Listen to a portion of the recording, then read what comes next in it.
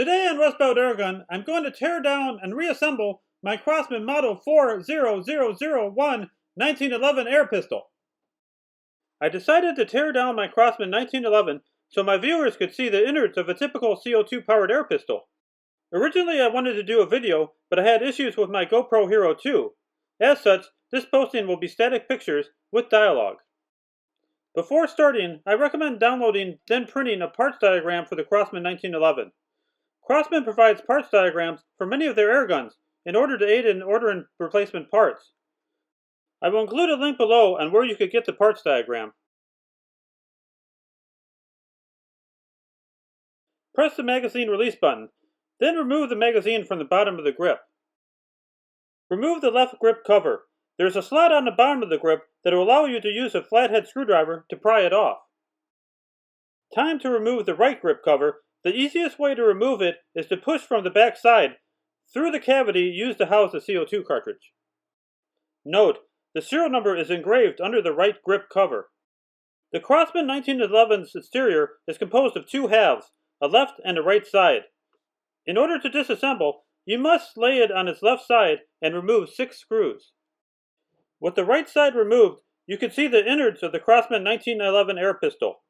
There are 4 main parts to this air pistol: the CO2 cartridge housing assembly, the valve assembly and BB housing, the trigger and safety mechanism,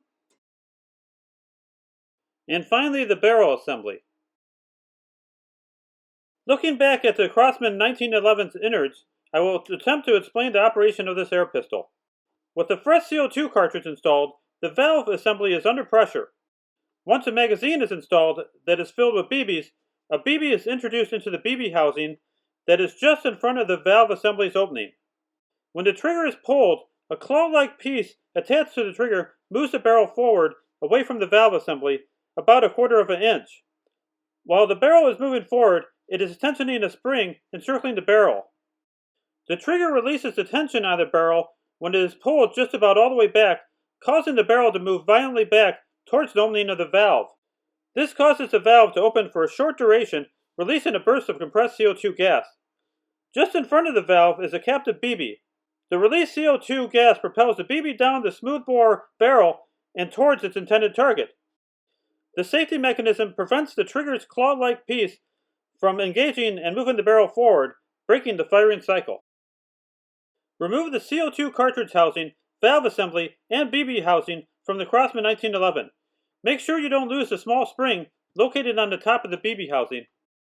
Remove the barrel assembly. I already took it out when I took this picture. Remove the magazine release button. Care should be taken to not lose the spring inside the magazine release button. Remove the piercing screw from the CO2 cartridge housing. Lay the parts removed from the Crosman 1911 on a clean soft surface. I typically use a car chamois. Time to disassemble the trigger and safety mechanism. Lay all trigger and safety mechanism parts in close proximity so you know that they belong together. Don't forget to remove the safety spring seat and spring. Here is the Crosman 1911 shell devoid of parts. Install the CO2 cartridge housing, valve assembly, and BB housing. Make sure you install the small spring located on top of the BB housing. Install the piercing screw at the bottom of the CO2 cartridge housing.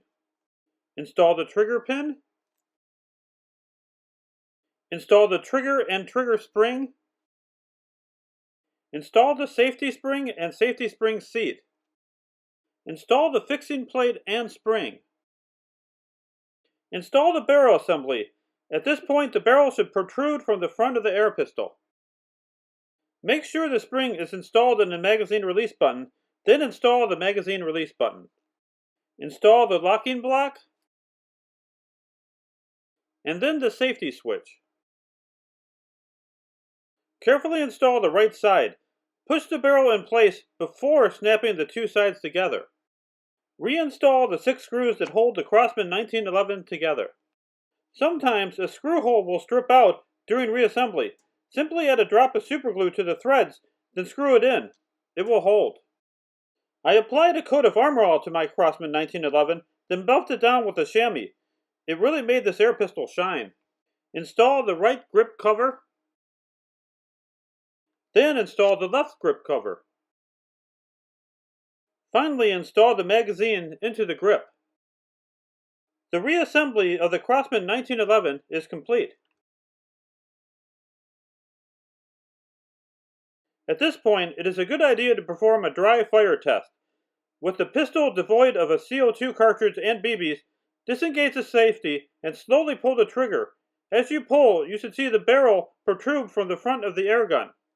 Then snap back inside when the trigger is almost fully pulled. You should not see the barrel protrude from the front of the Crosman 1911 when you pull the trigger with the safety engaged.